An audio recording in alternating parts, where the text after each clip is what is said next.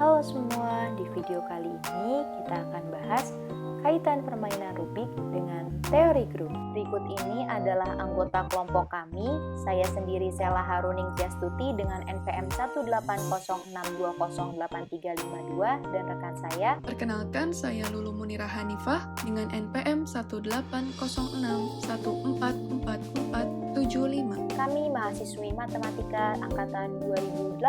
Sebelum kita bahas kaitan antara permainan Rubik dengan teori grup, alangkah baiknya kita bahas terlebih dahulu pendahuluan terkait Rubik dan teori grup. Rubik adalah sebuah permainan teka-teki mekanis yang ditemukan pada tahun 1974 oleh Erno Rubik. Beliau merupakan seorang pemahat dan profesor arsitektur di Hungaria. Permainan ini sering dianggap sebagai pelopor berkembangnya permainan teka-teki mekanis. Rubik yang ditemukan oleh beliau berbentuk 3 dimensi. Permainan Rubik ini berkaitan dengan beberapa prinsip matematika. Salah satunya teori grup. Teori grup sendiri adalah cabang aljabar abstrak yang membahas mengenai grup. Dalam matematika, grup adalah suatu struktur aljabar yang terdiri dari sebuah himpunan dan sebuah operasi yang menggabungkan sembarang dua elemen himpunan tersebut untuk membentuk elemen baru yang juga terdapat pada himpunan tersebut. Agar dapat digolongkan sebagai grup, himpunan dan operasi tersebut harus memenuhi beberapa kondisi yang disebut aksioma grup. Berikut ini adalah notasi gerakan pada Rubik. Pada gerakan ini, bagian kanan Rubik diputar ke atas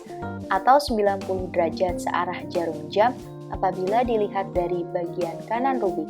Pada gerakan ini, bagian kanan Rubik diputar ke bawah atau 90 derajat berlawanan arah jarum jam apabila dilihat dari bagian kanan Rubik. Pada gerakan ini, bagian kiri Rubik diputar ke bawah atau 90 derajat searah jarum jam apabila dilihat dari bagian kiri Rubik. Pada gerakan ini, bagian kiri Rubik diputar ke atas atau 90 derajat berlawanan arah jarum jam apabila dilihat dari bagian kiri Rubik. Pada gerakan ini, bagian depan Rubik diputar ke kanan atau 90 derajat searah jarum jam. Pada gerakan ini, bagian depan Rubik diputar ke kiri atau 90 derajat berlawanan arah jarum jam. Pada gerakan ini, bagian belakang Rubik diputar ke kiri atau 90 derajat searah jarum jam apabila dilihat dari bagian belakang Rubik. Pada gerakan ini, bagian belakang Rubik diputar ke kanan atau 90 derajat berlawanan arah jarum jam apabila dilihat dari bagian belakang Rubik. Pada gerakan ini, bagian atas Rubik diputar ke kiri atau 90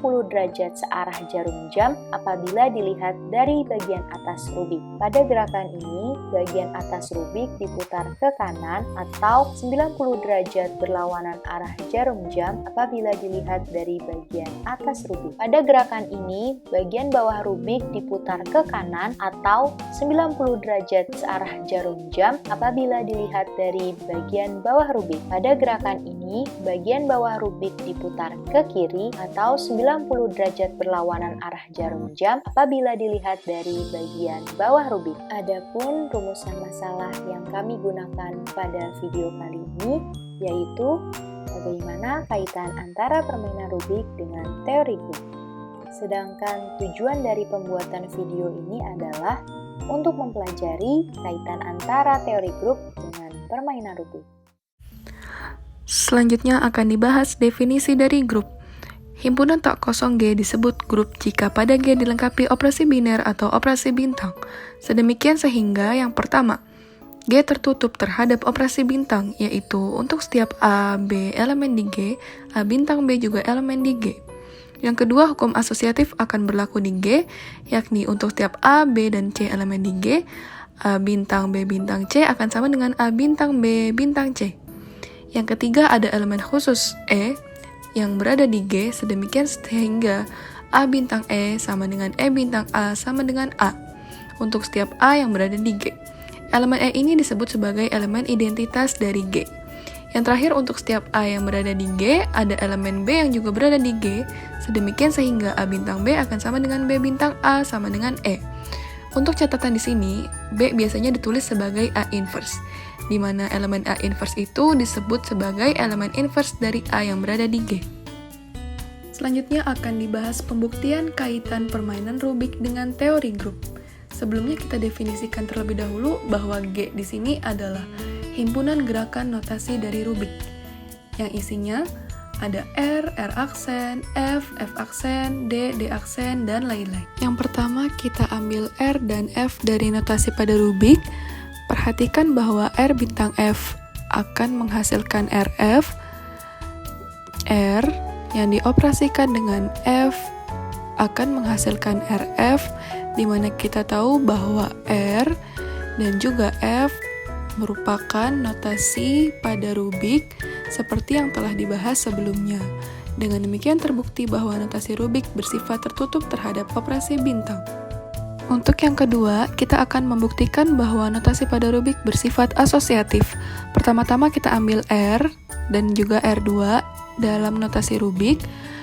Akan ditunjukkan bahwa R yang dioperasikan dengan R2 bintang R akan sama dengan R bintang R2 yang dioperasikan dengan R. Selanjutnya mari kita perhatikan untuk ruas kiri terlebih dahulu. Kita jalankan R2 bintang R. Berarti 1, 2, dilanjutkan dengan R seperti ini. Lalu hasil ini dioperasikan dengan R. Dia akan menghasilkan E yang artinya elemen identitas, tidak mengubah apapun.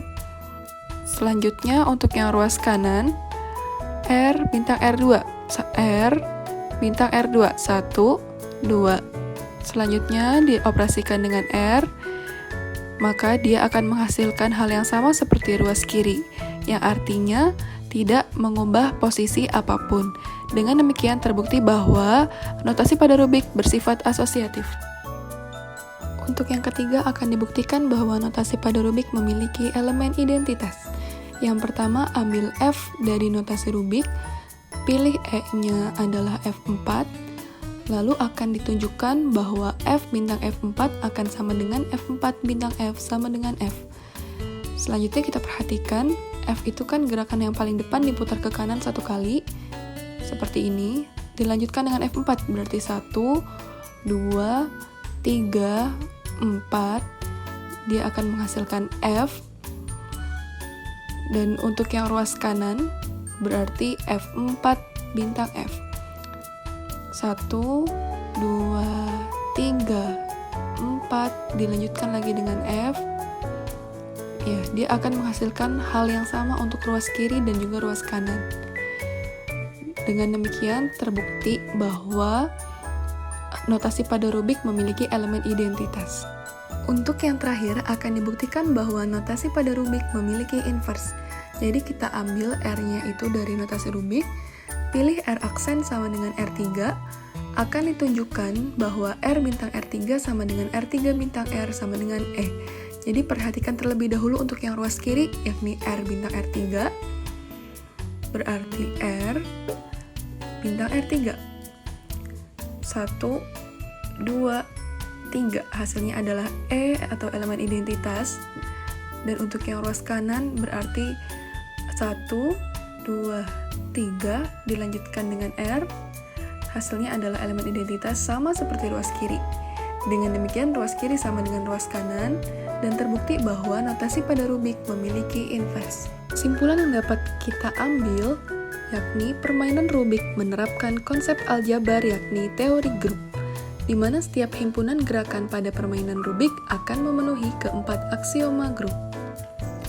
Adapun beberapa sumber yang kami gunakan sebagai berikut.